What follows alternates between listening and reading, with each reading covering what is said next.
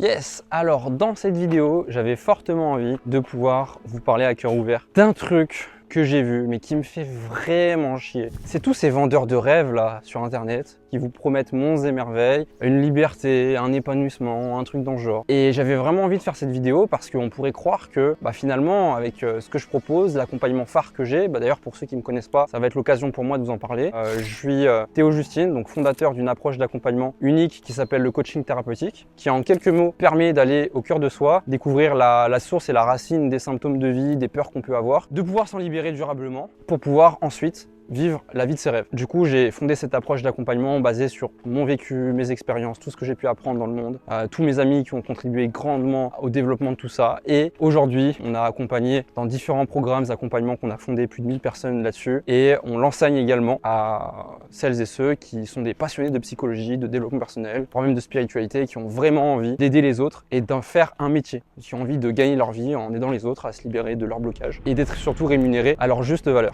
J'entendais là il n'y a pas longtemps une personne justement dans un coaching de groupe, d'un accompagnement, et dans cet accompagnement on a un coaching de groupe dans lequel il y a quelqu'un qui, avec un grand respect que j'ai pour lui, il a eu énormément de courage, le cran de pouvoir ouvertement devant tout le monde dire qu'il avait énormément de honte et de culpabilité. Alors déjà grand respect à lui d'avoir pris la parole pour pouvoir annoncer ça et poser ça sur la table comme ça. C'est pas facile, c'est pas courant d'oser parler de soi, de sa vulnérabilité, de ses sensations, de ses ressentis, et le fait qu'il ait pu partager ça, déjà ça a amené un espace d'ouverture à tout le monde. Donc osez vraiment être authentique avec vous-même, ça aide vraiment tout le monde et ça vous permet vous aussi de mieux vous connaître. Souvent on a peur de le faire mais on se rend pas compte de la puissance de ce truc-là. Et lui en fait il dit voilà qu'il ressent profondément de la honte, de la culpabilité. En fait il a investi sur lui dans une formation qui fait absolument pas sens avec lui, qui est loin de ses valeurs, mais il l'a fait parce qu'il a été attiré par ce que j'appelle l'objet brillant. Il a vu une publication sur internet où il y avait marqué devenir libre, gagner 5000 € par mois, et lui il s'est dit bon super, c'est ce qu'il me faut. Et donc résultat, il a cliqué là-dessus, il a été en appel avec un commercial qui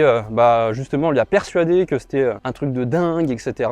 Et lui s'est dit vas-y let's go, je sors ma CB et résultat je prends cet accompagnement. Quelques temps après, il se rend compte que son énergie elle baisse, que c'est pas vraiment un truc qui l'inspire et que c'est pas le truc qui le rend heureux comme il pensait que ça allait le rendre heureux. Et en fait il se rend compte que il aime pas faire des appels toute la journée, vendre des choses en ligne auxquelles il ne croit même pas et qu'il connaît même pas. Et donc le fait qu'il se rende compte de ça, ça a carrément changé les choses pour lui parce qu'il s'est dit qu'est-ce que je fous là-dedans quoi, tu vois? Est-ce que j'arrête pas? Résultat, il a arrêté et j'imagine qu'il a dû s'en prendre plein la tête avec un discours d'un dirigeant, cet accompagnement de cette entreprise qu'il avait payé, qui a dû lui dire ouais t'as une mentalité de loser, de perdant, etc.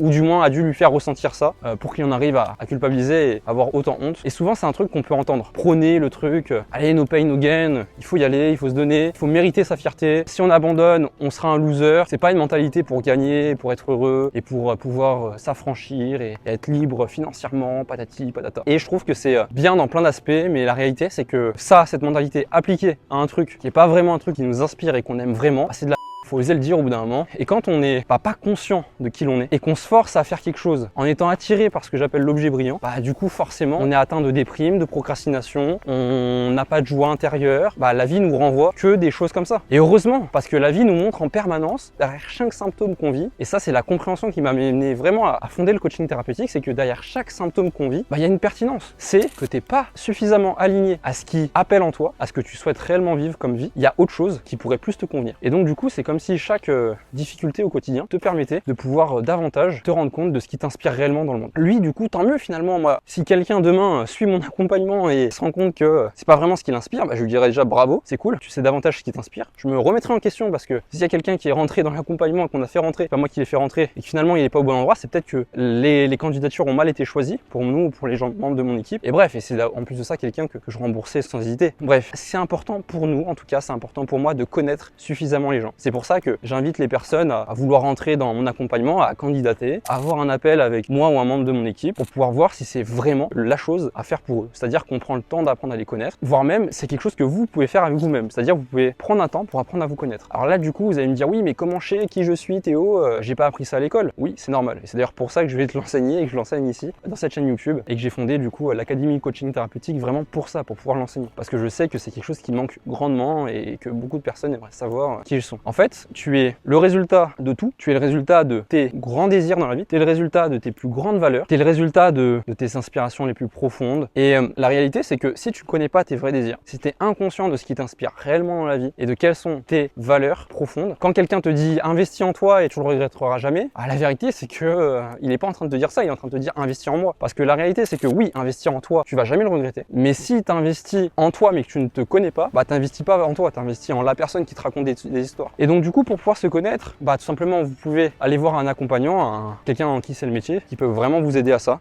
Ça pourrait vous permettre de gagner du temps, je pense, mais d'avoir un retour objectivable et une autre perception qui va vous permettre de prendre conscience de certaines choses, je pense. Également, vous pouvez le faire aussi en individuel et vous demander qu'est-ce qui me plaît vraiment dans le monde, qu'est-ce qui me touche particulièrement dans ce que je vois, dans ce que j'observe au quotidien. Moi, à titre personnel, le point commun de tout ce que j'aime, de tout ce que j'aime voir, tout ce que j'aime lire, tout ce que j'aime vivre en termes d'expérience, c'est des choses où je sens quelque chose que j'appelle, c'est un concept que je ne connaissais pas, mais du coup j'ai appelé ça la vie. C'est-à-dire j'aime bien manger dans des restaurants où je sens vraiment qu'il y a une atmosphère vivante, quoi. On sent que la personne elle a fait quelque chose avec son cœur, quoi. Elle a mis son âme. J'aime bien aller voir des gens qui sont animés. Tout ce que je fais est en lien avec ça et tout ce que j'aime c'est ça. Donc ça c'est un élément important dans ma vie. C'est le truc sur lequel je prends énormément de temps et d'attention pour pouvoir mettre ça. C'est l'ingrédient qui fait vraiment que ma vie prend de la saveur. Et il y en a pour qui c'est autre chose. J'ai accompagné quelqu'un en qui on a découvert que lui, le truc qui le touche particulièrement dans le monde, c'est la connexion. On a tous des trucs, on a tous des concepts, des termes à mettre sur ce qui nous touche particulièrement dans la vie. Ça, c'est un des trucs qui peut te permettre de bien te connaître. Te demander qu'est-ce qui me touche, c'est quoi le point commun de toutes les pages des livres qui ont goûté mes larmes, c'est quoi le point commun de tous les films qui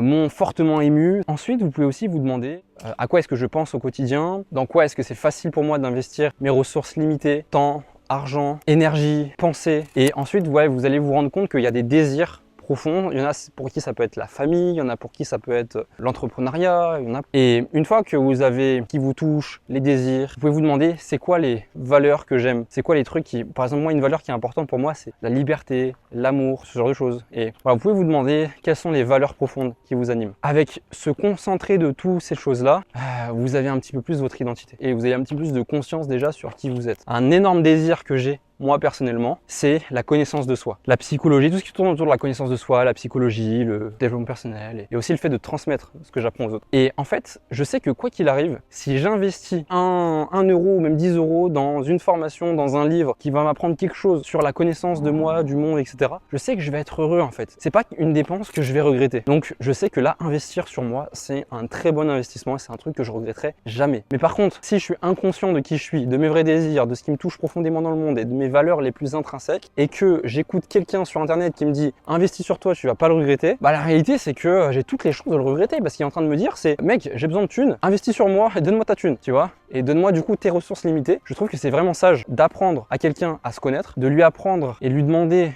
qui tu es, etc. dans un entretien pour vraiment voir si c'est la meilleure des choses à faire pour lui, si c'est une évidence. Et moi c'est vraiment la règle que je dis à ceux que j'enseigne, c'est vendez vraiment et proposez l'accompagnement qu'il y a des personnes en qui vous êtes sûr à 100% que c'est fait pour eux et que eux également le ressentent. Et je parle vraiment d'un ressenti physique, on veut vraiment le ressentir dans le corps, que c'est le meilleur des trucs. Pour en revenir à cet accompagnement là que j'avais, ce coaching de groupe, du coup voilà, je lui explique ça, je lui dis en fait le truc c'est que tu as mal été accompagné concrètement et moi je suis dans l'entrepreneuriat et de voir que tu as mal été accompagné comme ça, franchement ça me fait de la peine quoi. En tout cas, je l'ai aidé tout simplement à accueillir sa honte, sa culpabilité, à aller voir c'est quoi vraiment les projets qui l'inspirent, à aller comprendre lui de son côté, qu'est-ce que cette expérience lui a permis de découvrir, d'apprendre, de comprendre le fait d'avoir vécu cette pseudo petite arnaque, quels en sont les bénéfices de ça quoi. Par la suite, il m'a dit franchement, je suis tellement en gratitude et c'est plus du tout un truc qui m'apporte de la honte, c'est un truc qui m'apporte vraiment de la satisfaction et franchement je pense que c'est une expérience qui a été vraiment douloureuse mais qui a été nécessaire pour moi pour que je puisse tout simplement vivre la vie qui m'inspire et aujourd'hui je sais que réinvestir sur moi, je suis carrément ok, je suis pas apeuré, mais je veux vraiment le faire dans des trucs qui m'inspirent vraiment et qui peu importe le résultat, je sais que investir sur moi, ça va nous rendre quoi qu'il arrive heureux et qu'on le regrettera pas. Et donc voilà, il y a tout ça qui lui est venu justement à la fin de notre rencontre. J'étais vraiment content d'avoir pu l'accompagner. Il y a aussi une autre très très bonne leçon que je peux vous donner avec cette anecdote, c'est que on veut tous dans le fond devenir riche parce qu'on perçoit que la vie serait tellement mieux. Mais la réalité c'est qu'on ignore totalement tous les inconvénients qu'on aura à avoir de l'argent. Et du coup on vit perpétuellement dans une illusion qui est que si on est riche, la vie est tellement mieux. La vérité c'est que l'argent résout simplement des problèmes d'argent. Ça facilite grandement plein de choses. Mais réellement, Est-ce que ça rend profondément heureux? Je vous laisse vous poser la question. Toutes les personnes qui ont vraiment envie de devenir heureux peuvent se demander si réellement ils ont une valeur financière. Si vous n'avez pas ce désir financier, techniquement parlant, excusez-moi de vous le dire, mais vous ne serez jamais hyper attiré par développer des finances. Par contre, ça ne veut pas dire que ça vous est impossible. Mais la réalité, c'est que vous avez beaucoup plus de chances, si vous n'avez pas de désir profond intrinsèque financier,